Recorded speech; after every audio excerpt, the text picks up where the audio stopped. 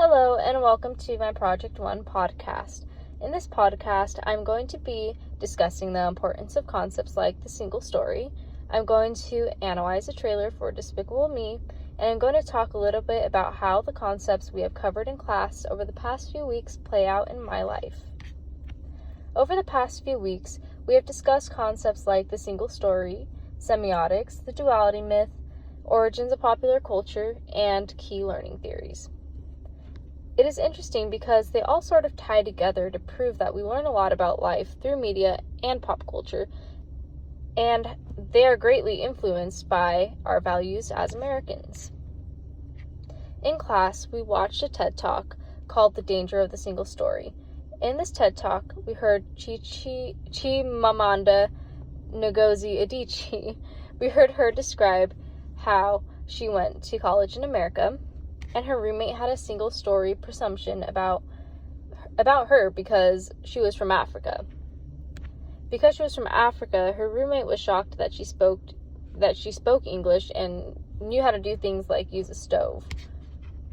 The idea of the single story relates to three media theories. People are storytellers by nature. This is how we communicate with one another. Not only do we consume stories from one another, but we continue to pass them on over generations. This is known as the narrative theory. I am sure that Adichie's roommate's mother had told her at one point of her life, "You better finish your dinner because there are starving children in Africa." I mean, all of our parents tell us that as we're growing up, right? So we create this single story in our head that Africa is this country of poverty and that everybody in Africa lives that reality. There's actually very little that we learn through first-hand experience. I know it sounds crazy, but when you think about it, we learn most of our information through stories and observations. This is known as social learning theory. Her roommate has obviously never been to Africa, but in her mind, she knows what it's like to an extent from the information she has gathered through stories and information that she has gathered socially. In our human minds, what we are exposed to over time kind of becomes the full truth. This is known as cultivation theory. I'm sure that the only story about Africa that Adichie's roommate had been exposed to was one of poverty and tribal music. This is why she was shocked when Adichie pulled out her Mariah Carey CD, which I found extremely funny. The origins of popular culture and semiotics walk hand in hand. According to Diana D. Selno, in The Rhetorical Power of Popular Culture is comprised of everyday objects, actions, and events that influence people to believe and behave in certain ways. In comparison, semiotics is the study of signs and symbols and how they are used. By studying these signs and symbols, we can better understand the origins of popular culture. One origin of pop culture that we see across media is the duality myth. The duality myth is the idea that all heroes are part official and part outlaw. Official heroes are portrayed by people like teachers, doctors, and lawyers, etc., which as stated in the reading Signs of Life in the USA, represent American belief in collective action. Outlaw heroes, in contrast, embody the part of American imagination that values self-determination and freedom, which is also stated in Signs of Life in the USA. Essentially, the duality myth stems from the idea that Americans want to listen to officials and laws because they are morally being rewarded for doing so, but at the same time, we idealize individuality and we want to play by our own rules. An analysis of the Despicable Me trailer depicts much about American culture in a sense that the main character, Gru, is an example of the duality myth. Although Gru is technically a supervillain, he displays hero qualities, and those qualities reflect both outlaw and official heroes. And his outlaw side is he's a supervillain, he's taking matters into his own hands when it comes to being there for his girls and protecting them. And his official side, we'll use that loosely, is him being like a parent figure to them. In the trailer, Gru is pictured in an all-black outfit, And in American culture, wearing all black is indicative of being an outlaw, or someone who doesn't fit in, or someone who has more of a dark side to them. In Gru's case, it's all of these things. He's a supervillain. In the trailer, 3 young girls get thrown into his life, and in American culture, children are something that people want to protect.